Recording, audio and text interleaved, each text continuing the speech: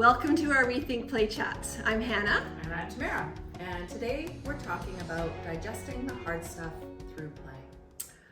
I love this topic because, again, play, this little quiet thing that's in our lives, which we hardly notice until it's gone, does this incredible work. Absolutely incredible. I think that one of the main things that helps people kind of get this is that I want you right now just to think about the type of books that kids are drawn to all over the world universally.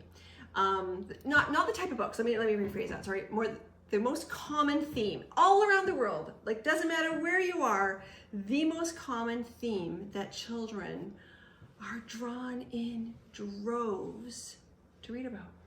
And this, to me, when we understand this, we'll understand a whole different level of play. So probably a lot of people are thinking about animals and superheroes and discovery, because it's often what people tell me when I ask them this question. And all of these things are true. Whatever you thought is probably common too.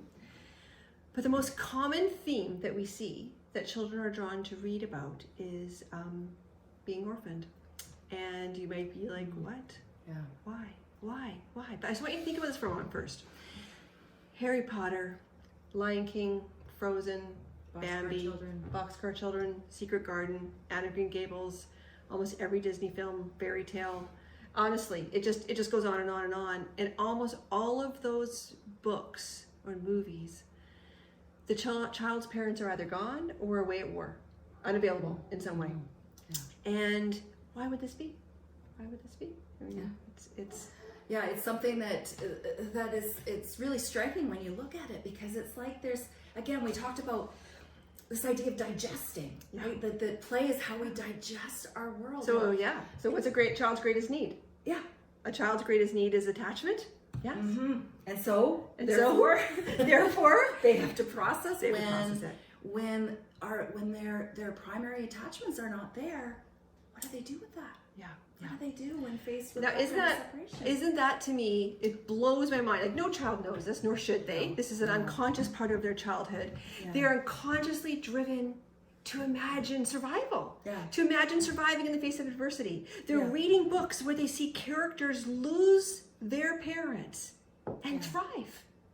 Yeah. And this is a child's greatest need, is to have these attachments, to be taken care of by these people. Here they are, all around the world, they're processing survival over and over and over by these stories they're drawn to read. I think it's absolutely fascinating. Yeah, it just reminds me of a story, Hannah, that we were reading.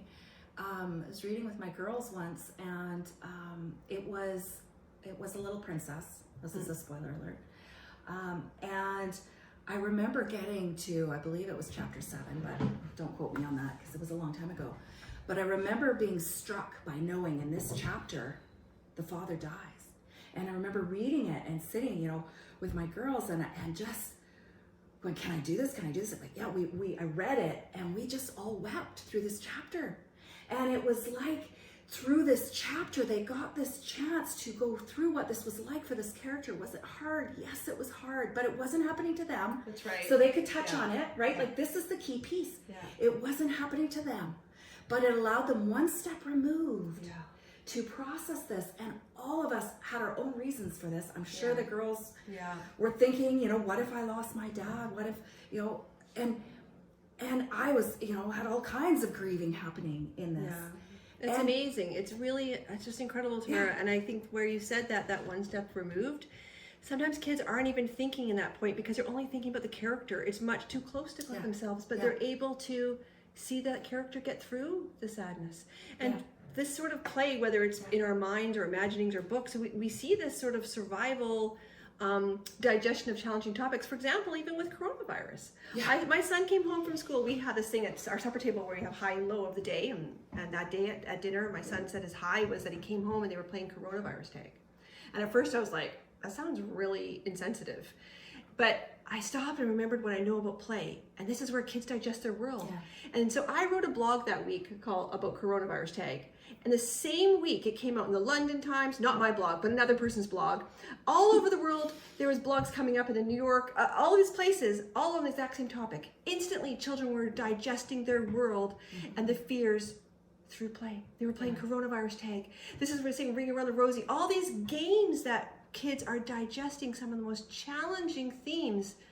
To our adult brain, we might think if we didn't understand play, we might think, well, that sounds ghoulish. That sounds inappropriate. That's a good word. Yeah. But this is what nature gave children as a place to digest their fears in a way that they can touch upon and feel without it feeling scary. Yeah. It's they're processing and digesting. Or just a little bit scary. A little bit enough scary. That they can touch on it, right?